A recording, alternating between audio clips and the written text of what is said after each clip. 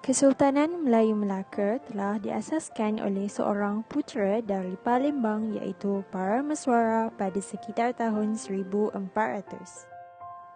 Apabila Parameswara telah berjaya membentuk Melaka, baginda telah menyusun strategi seperti sistem pemerintahan yang teratur, menjadikan Melaka bandar pelabuhan, hubungan diplomatik serantau dan antarabangsa diwujudkan.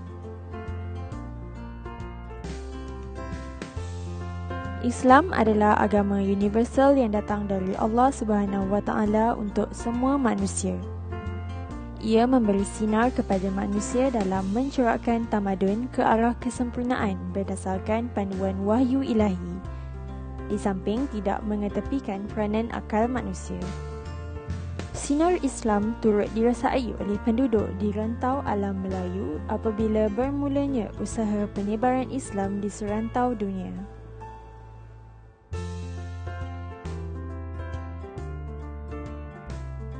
Usaha ini membuahkan hasil yang dapat disaksikan hingga hari ini kerana tugas penyebaran Islam dipertanggungjawabkan kepada setiap umat Islam tanpa mengira bangsa, warna kulit, keturunan dan jawatan. Justru itu, kini umat Islam berada di serata dunia dan terdiri dari pelbagai bangsa dan warna kulit.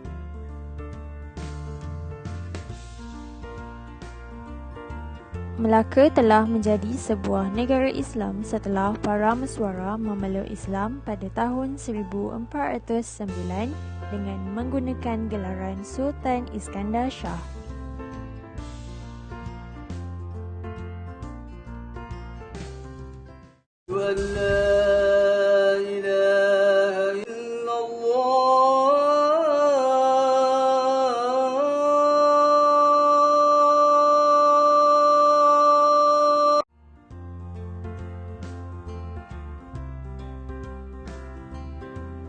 Islam telah mula bertapak di Melaka seawal abad ke-15.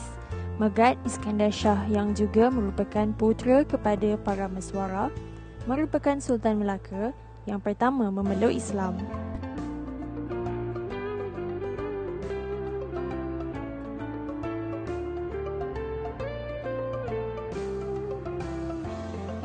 Pada zaman pemerintahan Sultan Muzaffar Shah pada tahun 1446 hingga 1456, Islam telah dijadikan sebagai agama rasmi.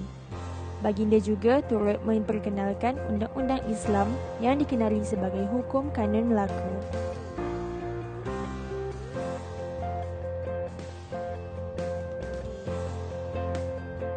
Terdapat beberapa faktor yang menyebabkan agama Islam dapat berkembang di Melaka. Antaranya ialah melalui perdagangan. Melaka telah menjadi sebuah negara Islam hasil daripada kegiatan perdagangan.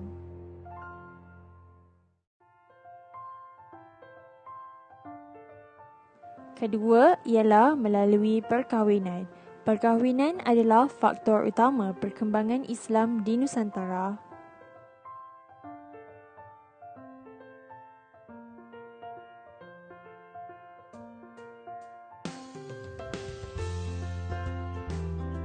Ketiga pula ialah faktor perluasan kuasa dan politik. Melaka telah menduduki banyak daerah dari negeri di Semenanjung dan juga Sumatera.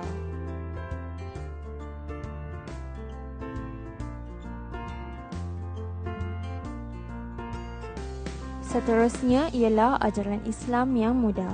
Orang Melayu secara beramai-ramai sukarela memeluk Islam adalah disebabkan ajaran Islam yang elok dan keadilan sejagat yang menghapuskan sistem kasta dalam umat manusia yang dibawa oleh Islam.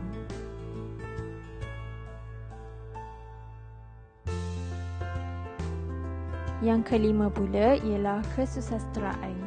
Masyarakat telah menggunakan bahasa Melayu sebagai bahasa gabungan utama. Dengan adanya satu bahasa, kegiatan menyebarkan Islam menjadi lebih mudah dan lancar.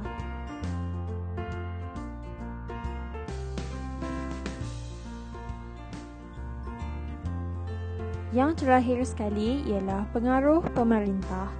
Agama Islam mula berkembang di Nusantara setelah mendapat tempat di kalangan raja dan pembesar. Pengislaman raja-raja telah membantu perlembagaan Islam.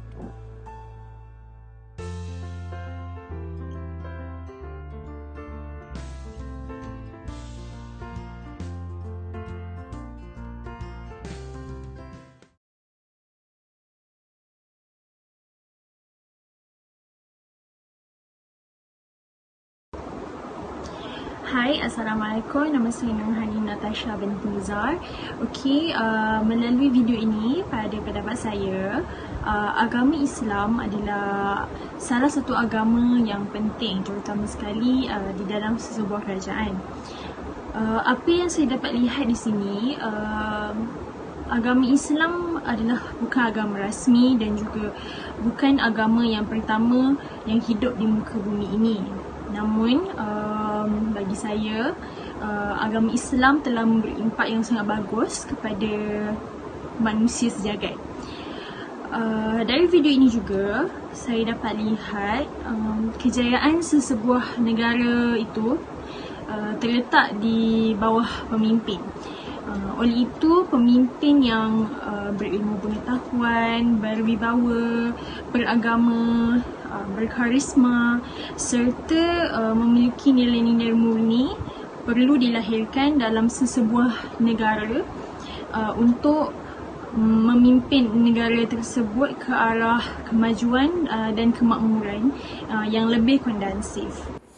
Hai, Assalamualaikum warahmatullahi wabarakatuh. Nama saya Muhammad Naufal Fayyad bin Badrul Lail. Menerusi video yang telah kita tonton sebentar tadi, kita dapat lihat bahawa tamadun Islam adalah satu tamadun yang sangat-sangat hebat, yang sangat-sangat agung. Ini kerana tamadun Islam mempunyai satu pegangan yang jitu serta matlamatnya yang jelas membolehkan untuk kita semua menerima apa yang disampaikan oleh Islam. Tamadun Islam ini juga bersifat syumul, menyeluruh dan lengkap dari semua aspek kehidupan, tak kira dari sekecil-kecil perkara hinggalah sebesar-besar perkara, semuanya telah ditunjukkan oleh Islam kepada umatnya. Selain itu, tamadun Islam ini juga bersifat praktikal. Ia mampu diamalkan oleh semua orang tanpa mengira bangsa, bahasa, keadaan, tempat, bahkan zaman sekalipun. Tamadun Islam ini tidak akan berubah. Oleh sebab itulah kita dapat lihat bahawa tamadun Islam berjaya kekal hingga ke hari ini. Sekian, terima kasih. Assalamualaikum dan selamat sejahtera. Nama saya Muhammad Amirul Hazim bin Rozaidi. Pendapat saya melalui video ini, agama Islam memberi pengaruh yang besar kepada masyarakat tamadun Melayu, khususnya di Melaka. Proses penyerapan Islam ini berlaku secara berperingkat di kalangan masyarakat Melayu Melaka yang bermula daripada golongan istana, pembesar dan rakyat biasa. Proses ini menjadikan masyarakat Melayu Melaka dapat menerima ajaran Islam dengan baik. Ini disebabkan ajaran Islam yang sederhana dan tiada unsur paksaan. Kedatangan Islam telah membentuk cara hidup baru dalam amalan seharian masyarakat. Dengan kedatangan Islam ini, agama Islam telah dijadikan sebagai teras dalam budaya Melayu Melaka. Assalamualaikum dan hai, nama saya Nur Alisha Azim binti Azman. Berdasarkan video sebentar tadi, di sini dapat kita lihat bahawa agama Islam ataupun tamadun itu sangat penting dalam membentuk sesebuah kerajaan yang sempurna.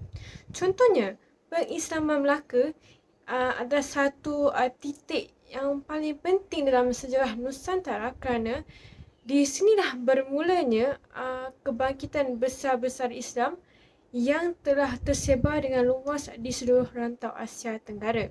Justru dapat menghasilkan sultan-sultan yang berwibawa dan mampu untuk memimpin sesebuah kerajaan.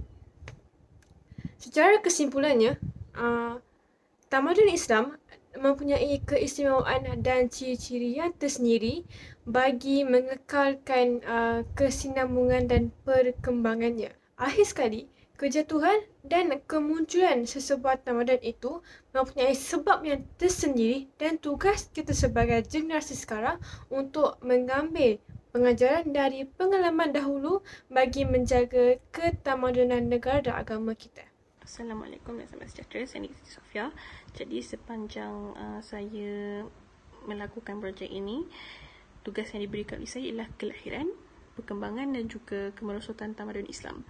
Jadi apa yang saya boleh reflektkan kepada diri pada pendapat saya dalam membentuk atau mengukuhkan sesebuah tamadun, pemerintah itu sendiri adalah memainkan peranan yang sangat besar.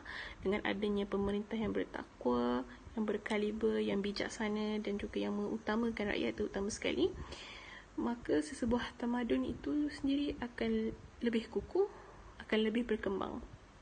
Tetapi dengan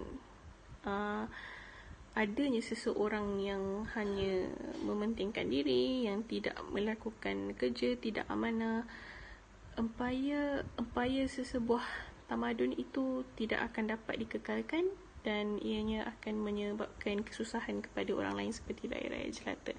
Jadi itu saja dari saya. Terima kasih.